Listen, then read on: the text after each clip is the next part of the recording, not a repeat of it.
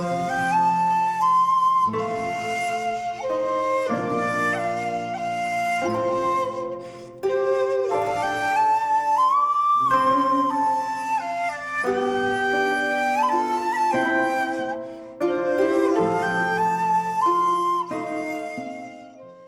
there, this is Solitary Ronin from Solitary Ronin Films, and welcome to the alphabet of my favourite films, and we're at the letter M.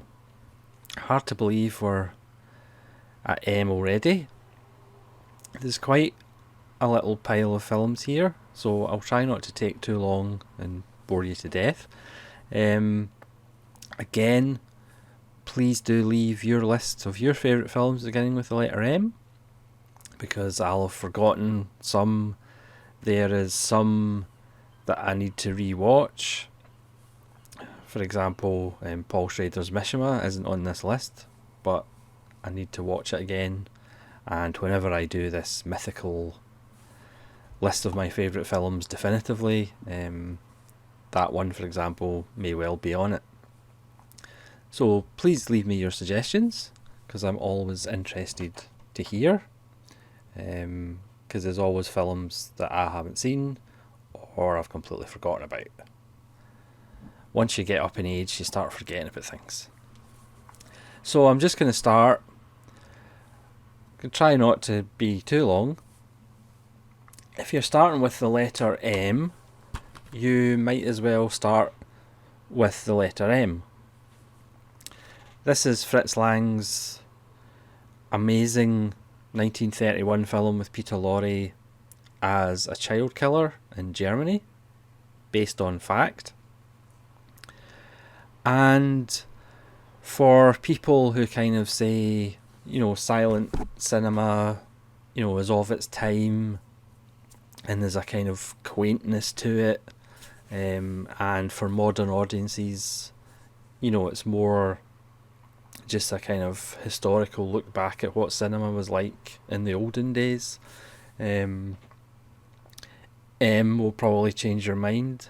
It's still visceral and dynamic. It has a great performance by Peter Lorre, because the child murderer is actually humanised. He's not just a two-dimensional killer crazed monster. He's actually a human. Also, this was 1931, before World War II, where we would learn atrocities that we would think that humans aren't capable of doing. But of course, sadly, as we all know, there's no atrocity that human beings won't stoop to. Again, it's a Eureka Masters of Cinema release on Blu-ray. I highly recommend picking it up if you haven't already, and if you've never seen it before, it's an essential film to pick up. Don't be put off by the age of it. It's just a stunning, stunning film. Next on the list is Macbeth by Orson Welles. This Olive signature release has two versions of the film. The 1948 proper version, 107 minutes, and the 1950 version, which is 85 minutes, which has the dubbed dialogue instead of the Scottish twang. Considering I think he shot this 20 days or something like that, even if it was that long, on literally no budget whatsoever. But for me, with the exception of Throne of Blood, it's the most atmospheric version of Macbeth. It's a perfect example of how to make a great film with not a lot. Orson Welles gives a wonderful performance as the troubled titular character. It's just a great wee film beautiful Blu-ray print of sumptuous black and white, great set design, and a real kind of eerie, otherworldly feel to it. Next on the list is Made for Each Other, from 1939, starring the luminous Carole Lombard and the wonderful James Stewart. And this starts off as you would expect a film with James Stewart and Carole Lombard to start off. It's a kind of light romantic comedy about a couple who are recently married, and James Stewart's looking for a promotion, and then the whole film kind of changes and becomes this grim, depressing study of how young marriage doesn't quite work out the way Hollywood thinks it should. They have a child who becomes ill, and the film actually just becomes quite depressing and wonderful, and it's completely not the film you think it's going to be in the first kind of 10-15 minutes. There's a much darker undertow going on, and it's quite awesome.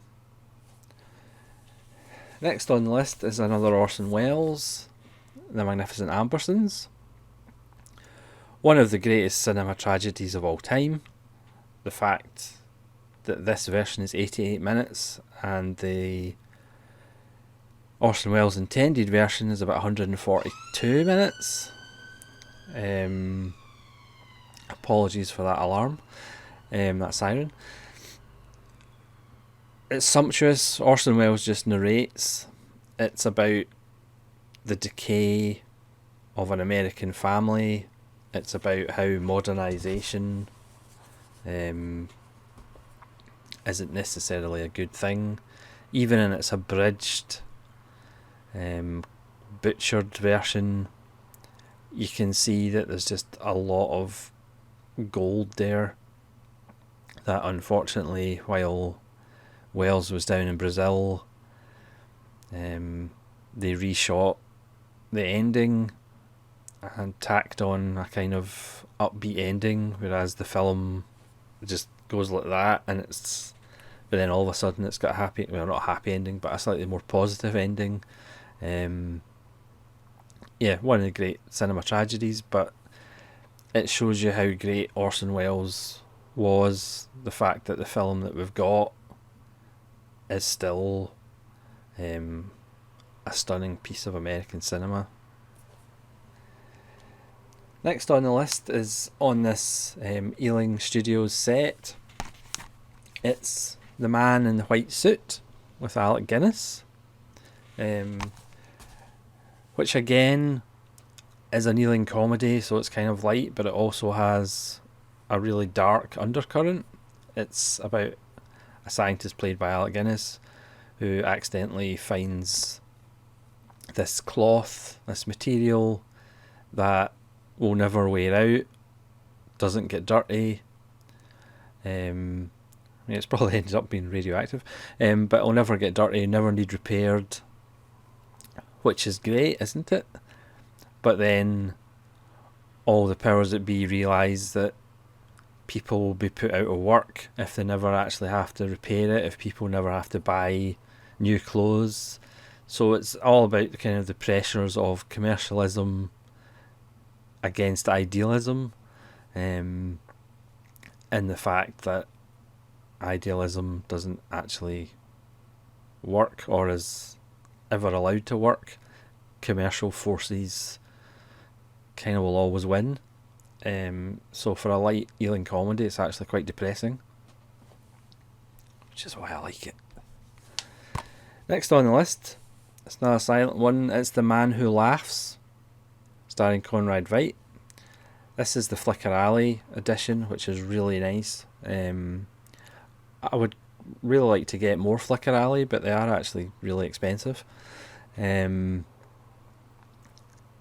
yeah, I've done random reviews on this film. Conrad Veidt plays a character who essentially has surgery as a child and has this grin plastered on his face, which apparently actually happened in the good old days. And it's his journey as he wants to seek revenge and redemption of who he is, who his father was. It's just a beautiful film. It's also slightly disturbing. That plastered grin, you could perhaps see might have been an influence on a certain DC comic supervillain. It's just stunning. This is a stunning edition, and I would highly recommend it if you haven't seen it. The Man Who Laughs.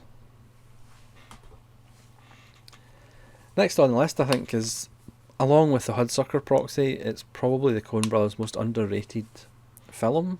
It's The Man Who Wasn't There, with Billy Bob Thornton, Frances McDormand, James Gandolfini, a young Scarlett Johansson, and Tony Shalhoub as a motor-mouth lawyer who's pretty much worth the price of admission. It's shot by Roger Deakins in beautiful black and white. It's an off-kilter noir about a barber played by Billy Bob Thornton, who kind of gets involved in murders.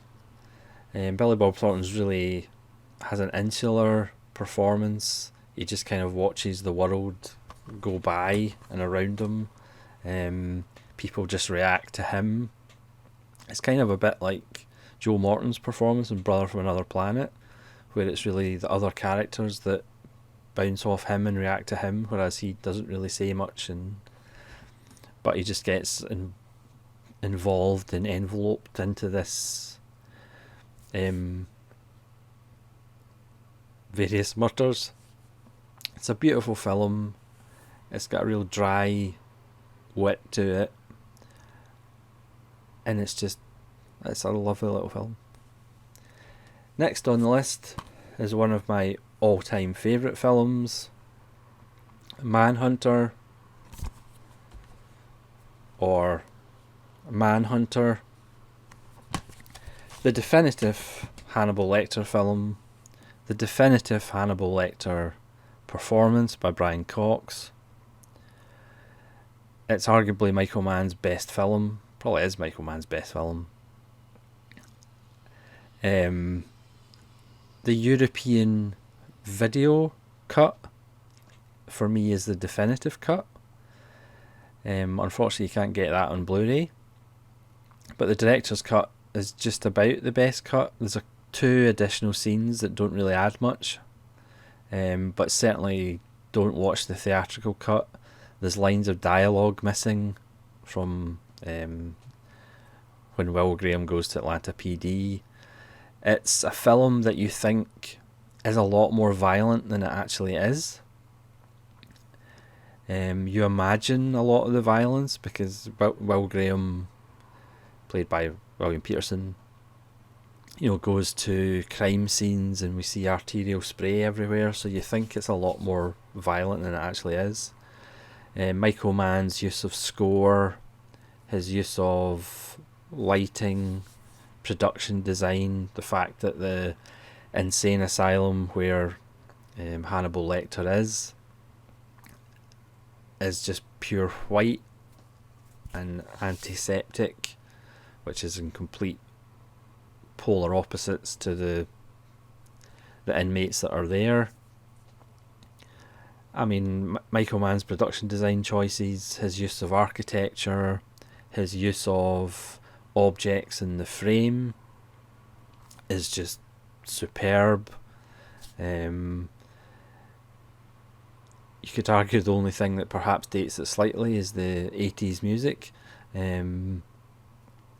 but it's just, I mean, I know I'm not going to go on a rant about Silence of the Lambs, but obviously Silence of the Lambs got all the Oscars, but Silence of the Lambs is nowhere near the film that Manhunter is. It's just stunningly good. Tom Noonan as the Tooth Fairy, again, is humanised. Yes, he does these terrible things, but he is actually humanised. The beautiful scene where he takes Joan Allen, who's blind, to see a tiger getting its tooth capped, and she is able to kind of stroke the tiger as Tom Noonan stands in the background, kind of wishing that he was the tiger, or he sees himself as the tiger. There's so much beautiful stuff that goes on. Dennis Farina's wonderful as William Peterson's boss. It's just a film that I could literally watch once a week and never get tired of it. It's certainly will be in my top 20, if not my top 10. It's just a stunning film. It's now 33 years old and it's still fantastic.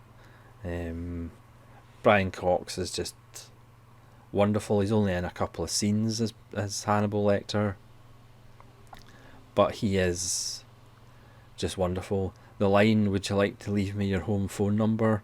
is just chilling, and unlike Anthony Hopkins, he doesn't play him like a cartoon character. Moving on. Next is Martin, which allegedly Second Sight will be releasing a Blu-ray of, because allegedly they'll be releasing a Blu-ray set of Dawn of the Dead next year.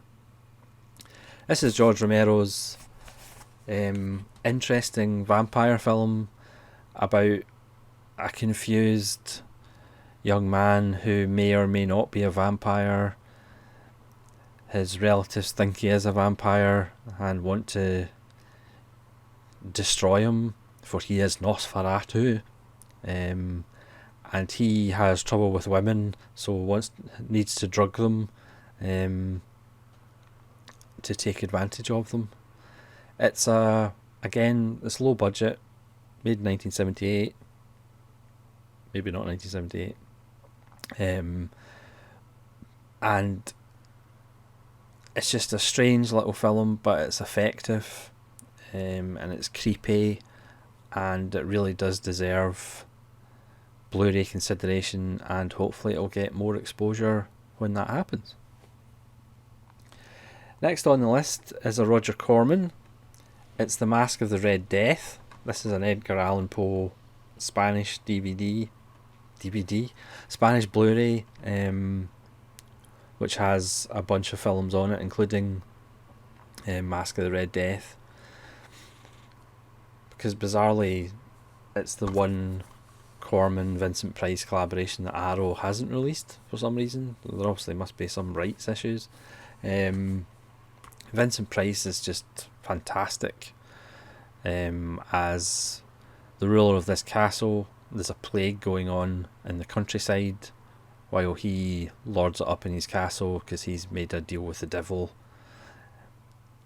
Jane Asher pops up, Patrick McGee. It's a strange, dark, perverse little film. The production design is just stunning. You know, there's rooms that are pure yellow and pure purple, and it's pure gold. Next on the list is a wonderful little film by Peter Weir, Master and Commander, The Far Side of the World with Russell Crowe. Again, not the biggest Russell Crowe fan in the world, but this is really quite a fantastic film. I would certainly recommend watching it on the biggest screen you can, with the best sound you can, because it is truly kind of an epic spectacle of the heart and the mind, as it follows the adventures of Russell Crowe's captain. I wasn't really expecting much from it, but it really is a fantastic film. The period detail, and it's just a rip-roaring adventure. It's kind of the films that Hollywood kind of used to make, but can't really make them anymore because they're just not clever enough. So it took an Australian to make it. It's just, I mean, it's not the deepest film in the world. It doesn't have the answers to the universe in it. But it's just a rip-roaring adventure film that we don't really see that often anymore. Next on the list is John Sayles' Matewan. I did a random review of it quite recently. So pleased that he's getting more exposure. This is his first masterpiece from 1987 about a Union war in the mines in West Virginia. Again, might not sound very exciting, but it's a stunning piece of American history that obviously at the time nobody really knew about. It's a stunning release by Criterion. Hopefully it's the first of many by Criterion. It's a masterpiece. Again, for the amount of money it was made, I think it was made for like 3.6 million. The production design, the period detail, the music, the photography by Haxel Wexler is just exquisite. The performances by James Earl Jones, Mary McDonnell, David Strathairn, Chris Cooper in his first film. It's just a stunning piece of work, and I'm just so glad that it's getting more exposure with this Criterion release of Spine number 999. Next on the list is A Matter of Life and Death by Powell and Pressburger, or the Archers. And this shows how great the Archers are and were. It's not even close to my favourite Powell and Pressburger film, but it's still a masterwork. It's still an amazing piece of Technicolor and black and white, just magic from 1946. Again, so when people were doing grim post-war dramas, they were doing a film about somebody who dies, but it's picked up from one of heaven's messengers and is missed, and it's the battle whether he goes back to heaven or whether he stays on earth. It's got flashbacks and it's got colour and it's got black and white. It's got amazing sets. The sets of heaven is just stunning, which is black and white, and earth's and heaven, which is kind of the opposite of what some people have had in previous views of heaven in cinema. Great performance by David Niven. It's just a magical little film. Obviously, because it's Powell and Pressburger, it still has some dark underpinnings, but it's a great wee film, even though it's not close to being my favourite Powell and Pressburger. But it's still on this list because that's how good they were. Next on the list is just some daft, enjoyable fun. It's the Medusa Touch. It's just very silly. It's about a man with telekinetic powers, starring Richard Burton, and we see in flashback he's attacked. He's in hospital. All we can see is his eyes, which obviously weren't actually Richard Burton's eyes, it was a stand-in. But we learn about this man's life and all the kind of accidents that have happened around him. It's just very daft and very silly, but it's just hugely enjoyable. It's kind of on the... It's 1978, so it's kind of after The Omen, when all these kind of films were being made about supernatural and things like that. Again, you're not going to find the answer to human existence in it. It's just a whole bunch of fun. The Medusa Touch. Next on the list is Memories of Murder by Bong Joon-ho, starring Kang Ho-song. Obviously, I haven't seen Parasite yet. No doubt I will at some point. But this is a lovely little serial killer film based on true events in 1986 in Korea. And it follows 3 detectives as they try and obviously catch the serial killer. It kind of has the same kind of tone of Zodiac. I'm not going to mention spoilers, but it's just a very well made, very well acted. It has a really nice kind of oppressive, grim feel to it. And it is available on Blu-ray. There is a Korean Blu-ray, I believe, which I might have to pick up at some point. It's a really nice little film. Memories of Murder. Next on the list, it's John Sayles' Men with Guns. Hopefully this will be released in Criterion as well. They've started, so they might as well finish. This is the film he did after Lone Star, where he got an Oscar nomination for his script. So what did he do? He went and made a film about Central America. He filmed it all in Spanish. It stars the wonderful Federico Lupi, who was in Del Toro's Kronos and The Devil's Backbone, and he stars as a kind of upper middle class doctor. I mean, we first see him with his finger up the bottom of the police chief,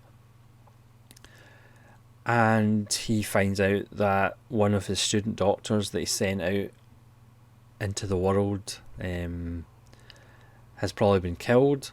So this sends him on a journey to try and find his other students. It's an absolutely stunning film.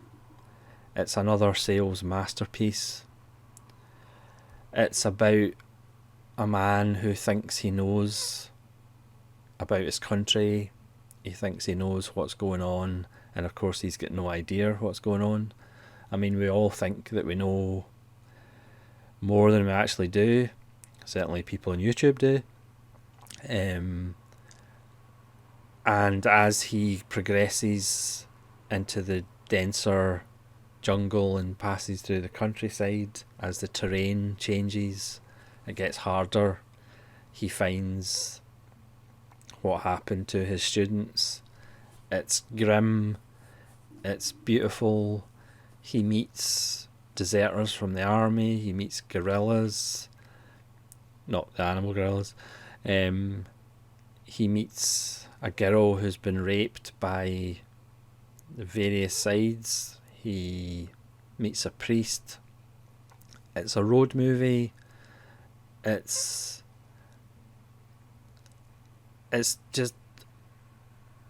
stunning. It's so well done.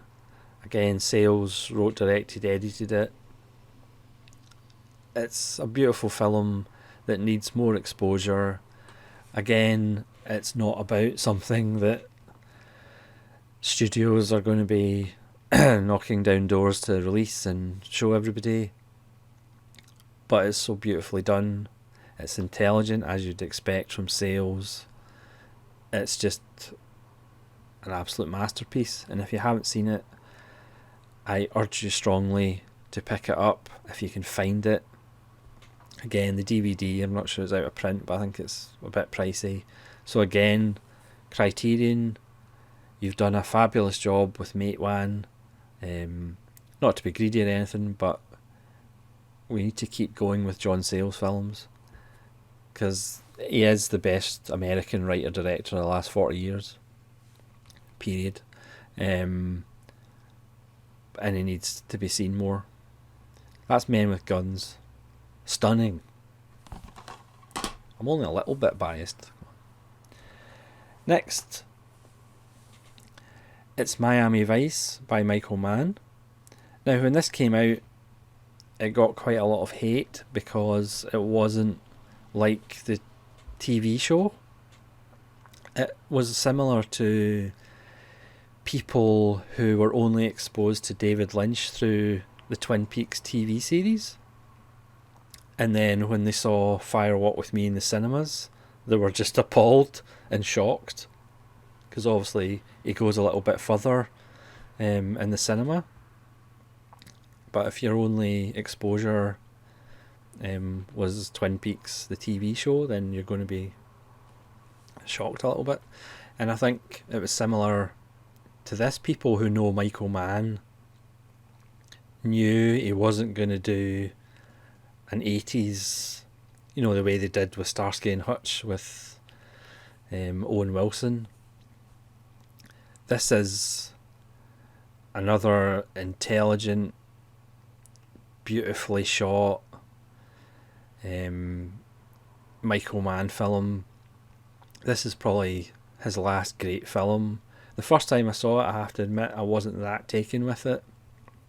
But the more you watch it, it is just an excellent film.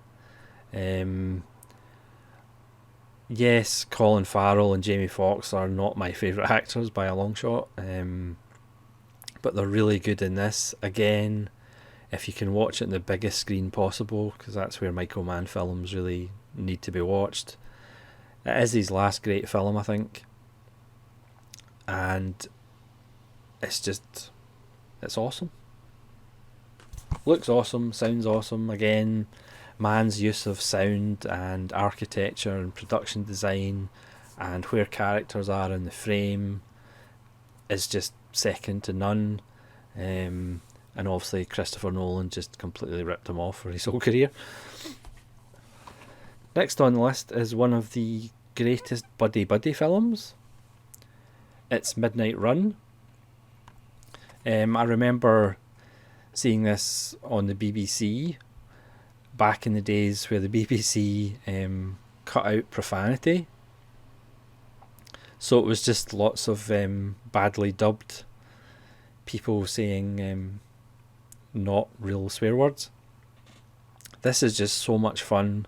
Directed by Martin Brest of Beverly Hills Cop. And it's simply his best film by a long shot. De Niro is just wonderful. Charles Grodin's fantastic. It's about a bounty hunter essentially bringing back Charles Grodin to testify against Dennis Farina.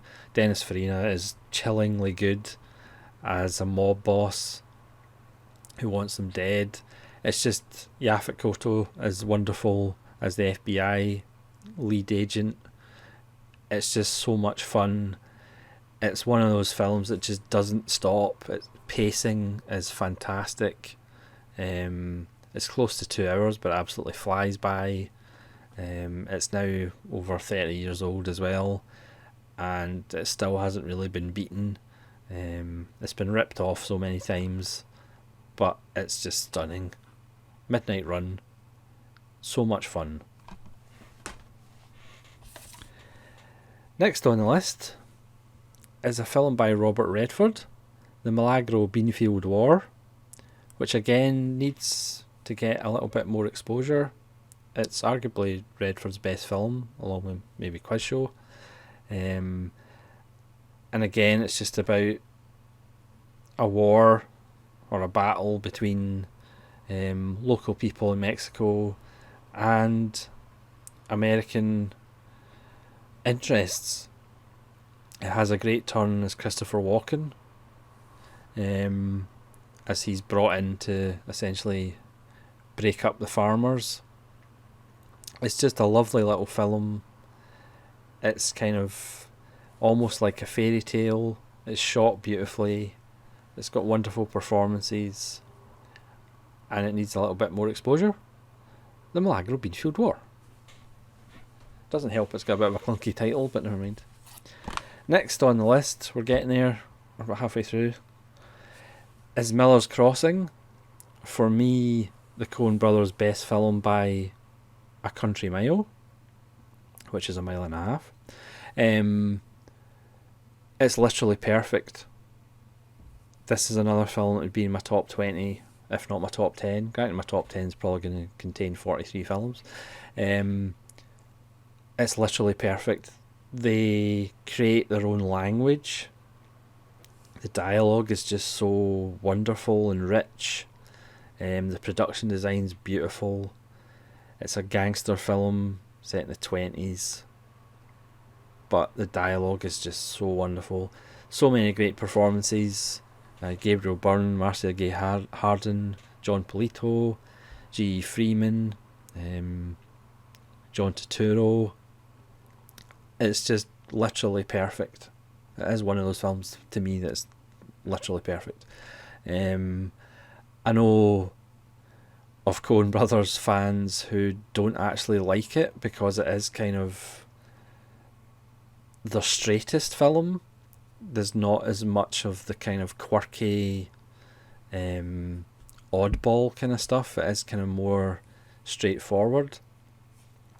This was their third film, so they did Blood Simple, then Raising Arizona. Considering they did Raising Arizona, which is this homage to madcap screwball comedy, and then they do Melos Crossing, which is just this beautifully mounted, perfect, dark, dense gangster film from the 20s. It's made in 1990, and it's in the debate for the best film of the 90s. Again, it's a film I could watch every week and not have a problem with it. It's just so fantastic. The fact that Gabriel Byrne's kind of motives, aren't explained to us. It's just, his character is just so dense. The dialogue is just wonderful, full of so much kind of pithy retorts. It's just fantastic. Melos Crossing. Next is Tarkovsky's Mirror. To go from one extreme to the other. Not really a narrative film. This is Tarkovsky at his most kind of expressionistic. Again, images that you won't forget. It's kind of a love letter to Russia, his childhood. It's just full of greens and browns, and obviously water because it's Tarkovsky.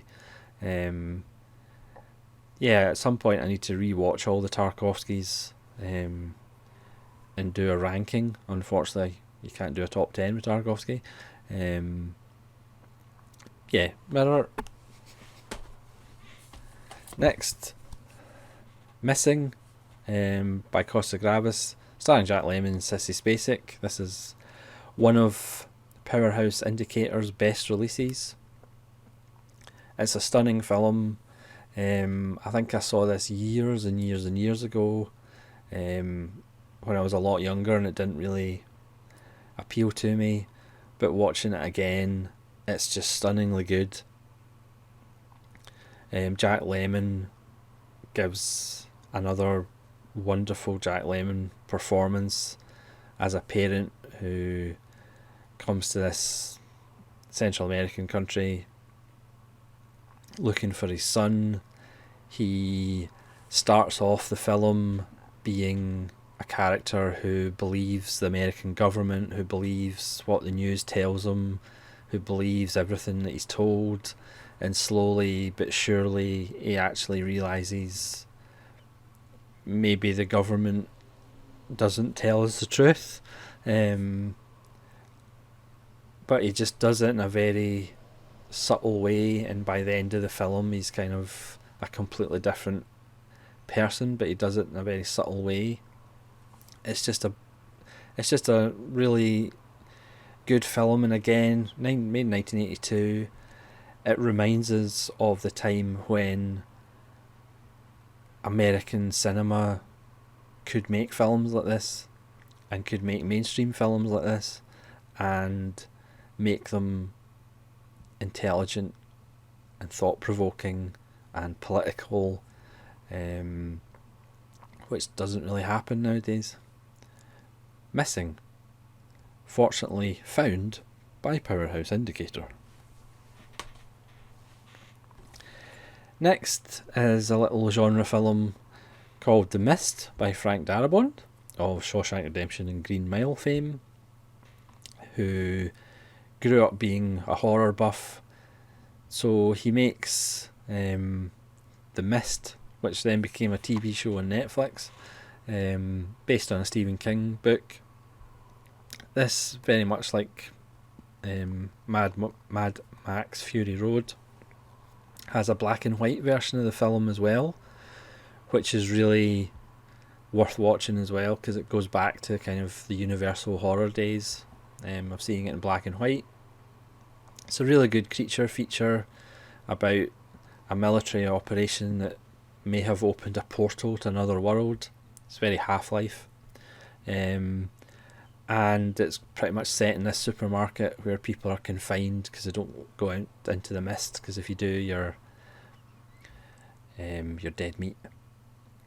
It's a really nice little film with one of the greatest endings of all time, which I'm obviously not going to spoil. Again, it was a little surprise. I don't think anybody expected it to be as good and as enjoyable as it is. But again, it's based on characters. People are, fleshed out. They're three-dimensional. So when the creatures do actually start attacking, you do feel for some of these people. You do actually want some of these people to survive. They're not just mindless fodder that you don't care about. It's a really enjoyable little film. Again, not going to have the answers to the universe in it, but just great fun. Next, again, it's one of my favourite films of all time. It's Mon Oncle Americain, or My American Uncle, as I butcher it, by Alain Resnais, which is another masterpiece. And again, this is just on Tartan DVD. We need a Blu-ray, please. I remember the first time I saw it. It's from 1980. It's one of those films that literally blew my mind. It's kind of, people say some films are life-changing. I'm not really sure about that, but certainly this film will make you think about your life. It will make you think about the choices that you're making. It will make you think about the motivations you have for doing things. It follows three people: Gerard Depardieu, Roger Pierre and Nicole Garcia. And it follows events in their life. And there's a fourth character who is a biologist who gives us the theory, about fight or flight and things like that. So it's almost, the film is almost like a science project, and we are kind of the viewer as we watch these three people in certain events of their life. And then the scientist kind of explains, well, these kind of events we all kind of go through. And then there's a point that's made near the end of the film that some people might find, just a bit of a gimmick, but I just found was absolutely wonderful and takes the film to a completely different level. If you can get through the first kind of 15 minutes, which is a lot of kind of theory and information thrown at you, but then once it settles into watching these three characters' lives and the events in their life, it's just a stunning film. Again, it's another top 20 film for me. Yes, there's 62 films in my top 20. But it's an amazing film. Again, if you can pick it up I would recommend it. Unfortunately, I believe it's only available on DVD. Please let me know if it's available on Blu-ray, because I'll sign straight up for that. Yeah, it's one of Alain Resnais' masterpieces. It's just so good. My American Uncle. Next is Mona Lisa by Neil Jordan. Another seminal British film of the 80s. Another wonderful performance by Bob Hoskins. Wonderful support by Kathy Tyson. Robbie Coltrane pops up. And Michael Caine as an absolute slimeball, which we don't really see that often in his career, but he plays an absolute git in this film. It's about Bob Hoskins, who comes out of prison and gets a job as a driver for a prostitute played by Kathy Tyson. It's a complex film, as their relationship kind of grows and goes in certain directions, and obviously it's different directions than perhaps Bob Hoskins thinks, or different directions as we the audience thinks. It's beautiful and sad and grim and kind of essential. And if you're making a list of British films of the 80s, Mona Lisa is fantastic. Obviously makes a great double bill with Long Good Friday. Obviously another great Bob Hoskins performance. Mona Lisa. Next on the list, this probably should have been in the H, but it's Monty Python and the Holy Grail. Again, you can argue whether Life of Brian's better or Holy Grail's better, but this just has so many fantastic moments. It's King Arthur on a micro budget. The scene with the killer rabbit is worth the price of admission alone. Look at the bones. It's just tremendous fun. It's not really much needs to be said about the Holy Grail. Next on the list is a film by Errol Morris. It's a troubling little film, but again, needs a bit more exposure. It's Mr. Death, the rise and fall of Ed Luchter Jr. This tells the story real life story of Ed Luchter, who is this kind of sad little man who made a living trying to... His dad was an executioner in the American penal system, and he kind of wanted to make executions less painful. So he kind of helped design the lethal injection system. So you're kind of on his side. This is fascinating stuff.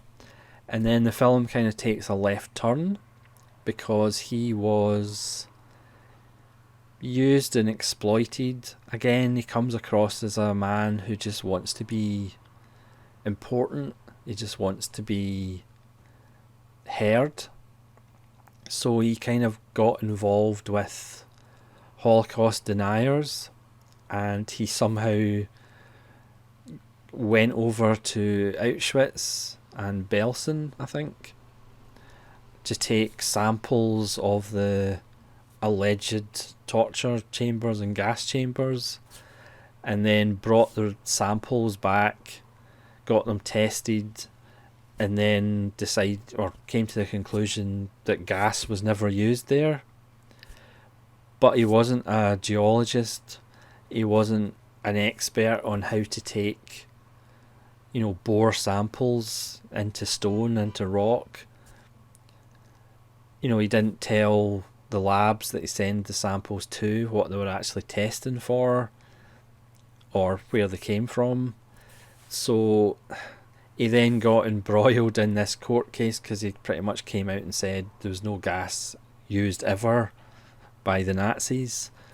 So he kind of lost his wife, he lost his job. He lost kind of any recognition, and it's a really brilliant film by Errol Morris, because again, on some level, you're kind of not necessarily on his side, but you do kind of see he is just a guy who was kind of caught up in bad circumstances. Yes, he put himself in that situation because, again, he just wanted to be heard. He wanted to be, an expert. He wanted people to listen to him. But you also just get this feeling that he was exploited and he was used.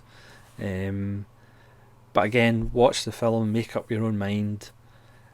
Again, that's where documentary films are at their best, where the filmmaker, in this case Errol Morris, just kind of shows you, and then it's really up to you. The filmmaker shouldn't be making moral judgments. It should be up to the audience. Just the facts, Jack. Just the facts. Again, please let me know in the comments below if you've seen Mr. Death and what you think of it, because it's a really interesting, troubling little film. And in complete polar opposites, it's Mr. Vampire. This is the Nova Media edition of Mr. Vampire. This is a film that I saw, I know I sound like a broken record, but late night on BBC Two when I was very young. It's just I believe there's actually 3 Mr. Vampires. It's just so much fun. It's a Hong Kong action comedy about vampires, corpses coming back from the dead, and for some reason they hop. They don't shamble, they don't fly through the air, they hop. There's also a female ghost in it.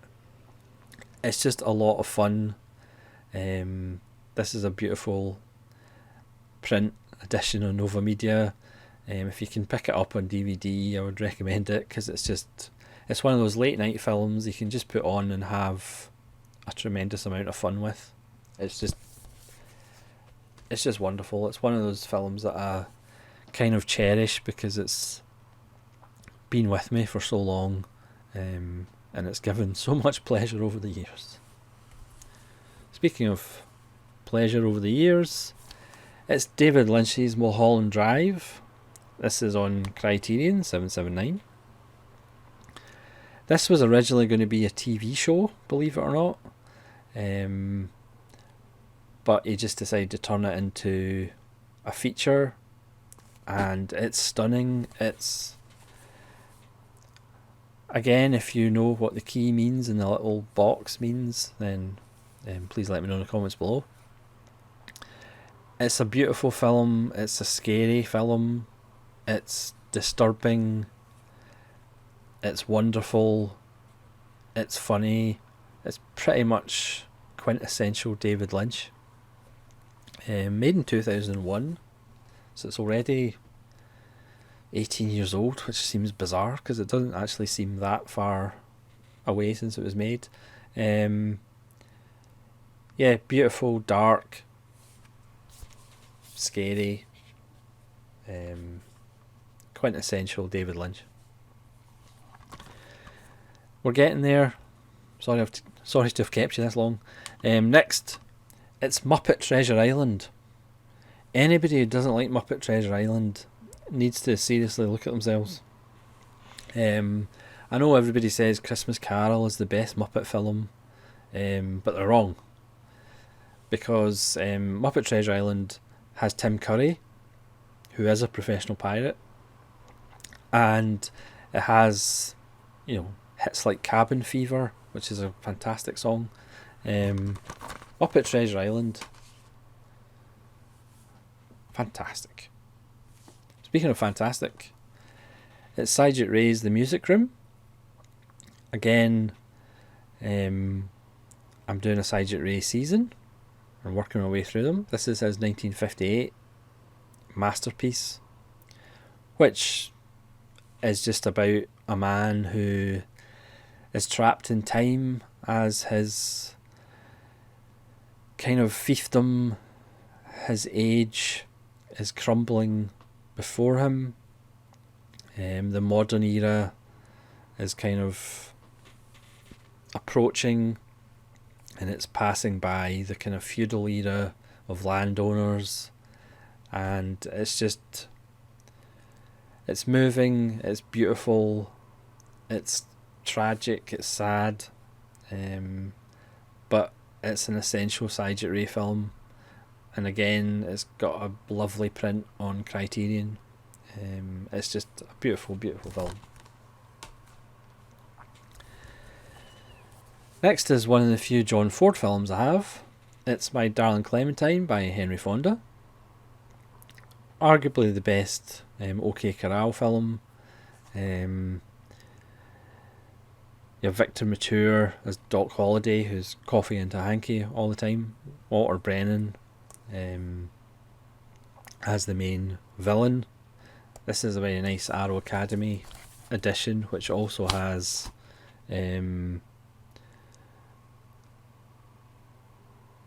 Frontier Marshal. Frontier Marshal with Randolph Scott, I believe. It's a great edition, and it's a great film. Henry Fonda is just wonderful as Wyatt Earp. And Monument Valley has never looked as good until Sergio Leone did it in 1968. We're down to the last three, you'll be glad to know. My Favourite Year with Peter O'Toole, which I recently did a random review of. Just a joyous little comedy set in the 50s about the television era, light comedy. Peter O'Toole stars as a fallen movie star trying to make a comeback, or he's essentially doing it so to pay back the tax. It's just a wonderful, moving performance by Peter O'Toole. It's a funny little film, and so glad Warner Archive recently released it in Blu-ray. It's a great wee fun film with a tinge of nostalgia and sadness. Next is My Man Godfrey, starring Carole Lombard.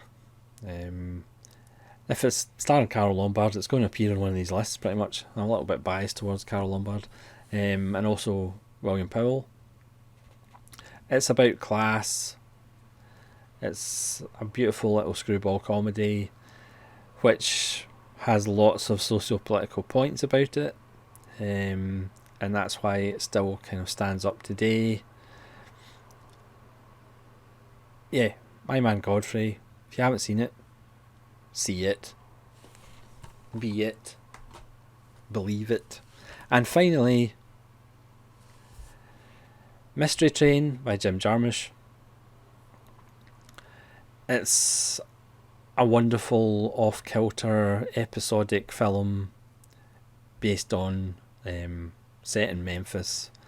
Lots of characters pass in and out of the frame, in and out of the story. It's got a great soundtrack, as Jim Jarmusch films tend to do. It's just a beautiful little film.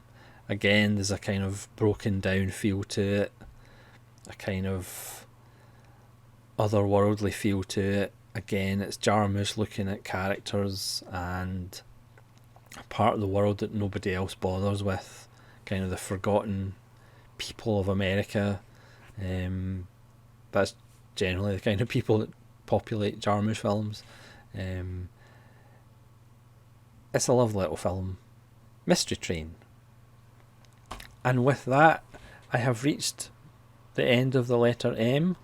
You'll be glad to know. Please, if you've made it to this far to the end of the video, I thank you very much for your perseverance.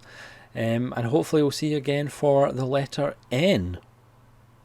Put your thinking caps on, and hopefully we'll see you again. This is Solitary Ronan saying thank you so much for watching and subscribing to this channel, and hopefully we'll see you again. Farewell.